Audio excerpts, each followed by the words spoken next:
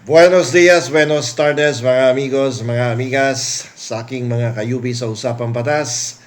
Magandang araw po sa inyo lahat. Naririto na naman po ang inyong lingkod, Attorney Rene Bueno, upang ipagpatuloy po ang ating talakayan from Usapang Batas radio program.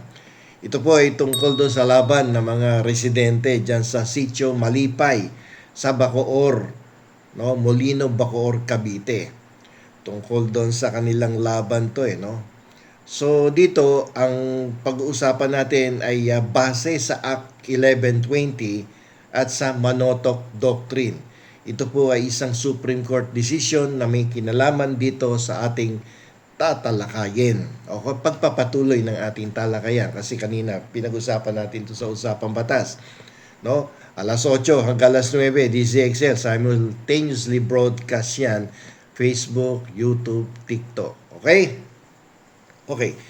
So, alam nyo po mga amigos, mga amigas, yung lupain po dyan sa Molino, Bacoor, Cavite ay hindi po ordinaryong real estate, no? Ito po ay tinatawag nating friar lands, mga lupang binili ng gobyerno mula sa mga simbahang Katoliko nung panahon pa yan ng Amerikano, no, tayo ay sinakop ng mga Amerikano. Way back 1903 para ibalik sa mga Pilipino yung mga lupain na kanilang binubungkal at the same time na naninirahan sila diyan.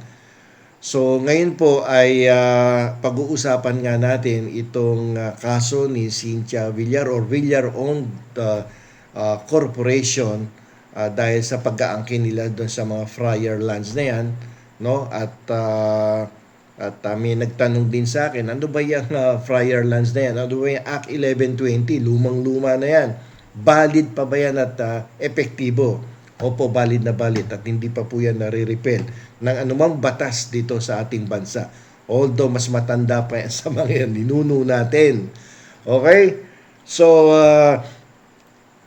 dito yung mga descendants ng mga nabigyan ng lupa na to, itong friar lands na to, ay may vested rights dyan sa mga lupain niyan. Okay? Miski yung mga kaapu-apuhan, no, ng mga unang nagmay-ari diyan ay may karapatan. So yan po ay nakapaloob at ipinaliwanag doon sa Act 1120. Malinaw po kasi ang batas yung original right ng occupant ay automatikong naipapasa yan sa kanyang mga legal na tagapagmana. Parang sa loan succession din sa civil law natin. At yan ay nakalagay din sa Act 1120.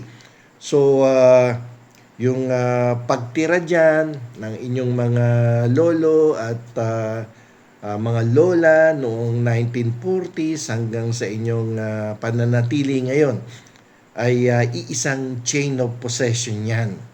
So, tuloy-tuloy yan, no? Basta kayo ay nagko-comply lamang sa requirements of the law. Like for instance, sabi nga ninyo sa balita, may mga tax declaration kayo. So, walang problema. Okay? So, ngayon kayo bilang actual occupants at descendants ng mga original awardees dyan, ang may mandatory preference na bilhin ng lupa.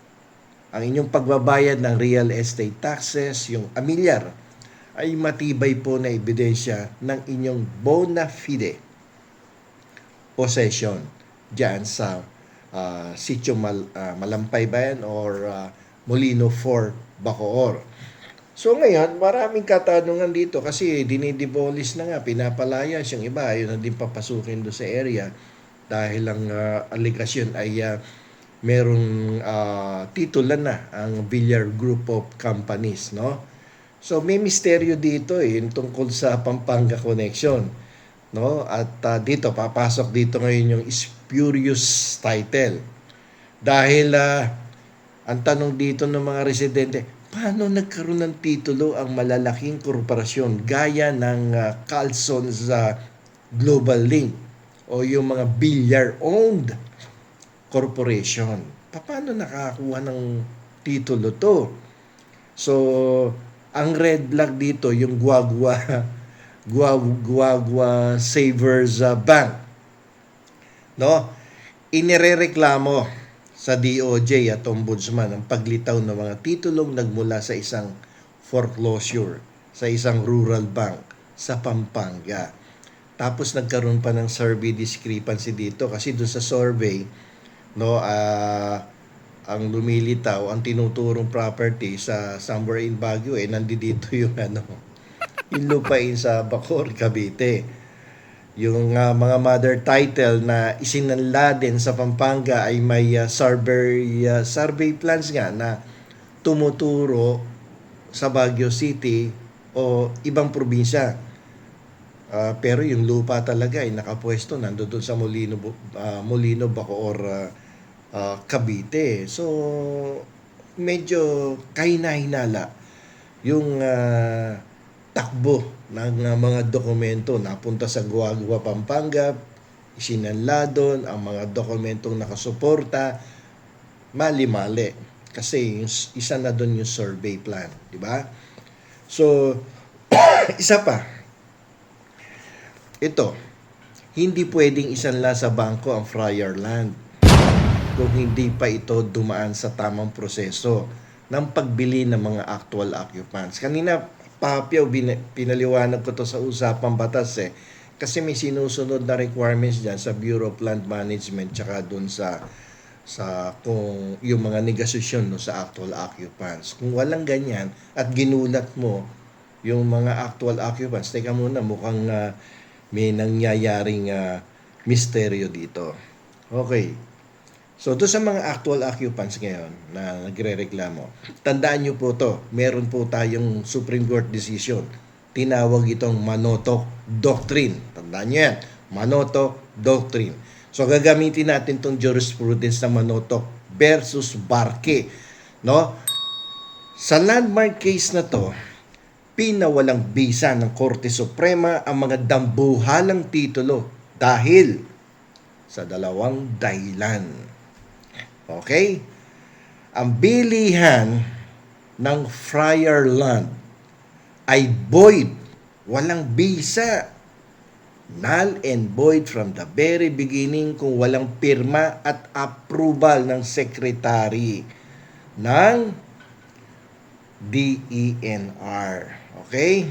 Kung walang sales certificate ang mga Villar-owned corporation, ang kanilang TCT or Transfer Certificate of Title ay basurang papel. Okay, basurang papel. Parang naalala ko yung kampanya nila dati, no? Natutulog sa tabi ng basura. Basurang papel. Okay, what is the source of the principle? Ganito yan. The spring cannot rise higher than its source. Okay? The spring cannot rise higher than its source. Kung ang pinagmulan ng titulo sa Pampanga ay depektibo kahit dumaan pa ito sa 10 bangko, depektibo pa rin ang dulo niyan. Ang torrent system ay hindi lisensya para gawing legal ang pandaraya. So, bawal yan. Hindi pwede yan. Okay? Ang dami nyo nang ginagawang ganyan na. Sabi ng mga tao ganun. Okay. So, ganito yan. Ano ang action plan ngayon? Mga amigos, mga amigas, mga kayubi. Okay. Yung demolisyong nagaganap base sa writ of demolition, civil case yan, no? Diyan, sa kanila, sa lugar nila, sa Cavite, ay maaaring harangin sa pamamagitan ng tamang legal na hakbang. Okay, kung may nakikinig dito na may kamag-anak, kaibigan dyan sa Molino, share nyo to. Itong aking vlog, ito ang dapat gawin. Number 1, action for reconveyance. Bakit? Dahil kayo ay nasa actual possession, ang karapatang magdemanda laban sa pandaraya ay imprescriptible. Hindi napapaso, hindi nawawala. Okay? Number 2, petition for cancellation of title kung na-issuehan yung Villar Group of Company, no? Aatakihin mo yung Pampanga title base sa section 13 at 16 ng Act 1120, the Friar Land Act. Ngayon, ipunin nyo po yung mga birth certificates, no, tax declarations, no, at yung LMB certification, yung Friar Land status. Ay sigurado naman nakatabi yan sa mga baul ninyo. Yung tax declaration, ha, huwag niyong kalimutan yan. Pag wala kayong bayad sa taxes, nako, may problema tayo dyan. Magkakaroon ng problema. So, halugugin niyo yung mga baul ninyo at hanapin ang mga importanteng dokumentong aking binabanggit, no? So mga amigos, mga amigas, ang laban sa sitio Malipay pala, ay laban para sa dangal ng bawat pamilyang Pilipino. Ang karapatan po ninyo ay nakasulat sa dugo ng inyong mga ninuno at sa tinta ng Act number 1120.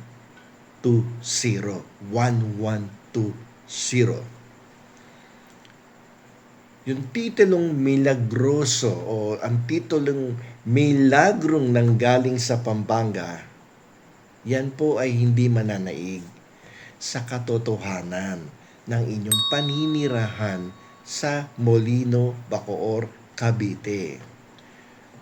Manindigan po kayo sa ebidensya. May mga abogado naman siguro kayo. Sapat na yung binigay ko sa inyong instruction, no? Yung mga dokumento. Dito po sa ating YouTube channel, sa Bueno Law and Boyan, Attorney Rene Bueno, ang katotohanan sa ating titulo always prevails. Okay? So, yan. Tapos na po ang ating lecture. So, kung meron pa kayong karagdagang katanungan tungkol dito sa Friar Land, no, ay mabuting ibigay nyo dito, isulat nyo dito sa ilalim sa comment section, o huwag nyo pong kalilimutan na mag-like, i-share itong vlog na to para dun sa mga taong involved dito sa land grabbing case. Allegedly, this is a land grabbing. So, para mabigyan naman natin sila ng tulong sa pamamagitan ng lecture natin dito sa ating vlog sa Attorney Rene Bueno, Law and Beyond. At kahit papaano makatulong tayo sa ating mga kababayang Pilipino na pinagkakaitan ng karapatan at katarungan, despite the fact that they have all, no, the rights over these friar lands, di ba? Galing pa sa mga ninuno yan eh. So, share po natin, no? Mag-like at mag-subscribe tayo dito sa ating YouTube channel. So, uulitin ko yung Friar Land na yan, although that was enacted way back in 1902 or 1903, that is still valid and subsisting because that is the law that was used by the Supreme Court in the case of Manotoc versus Barque na binanggit ko kanina na bagong kasong inilabas ng ating Korte Suprema. So hanggang dito na lamang po. Ito po ang inyong lingkod, Attorney Rene Bueno.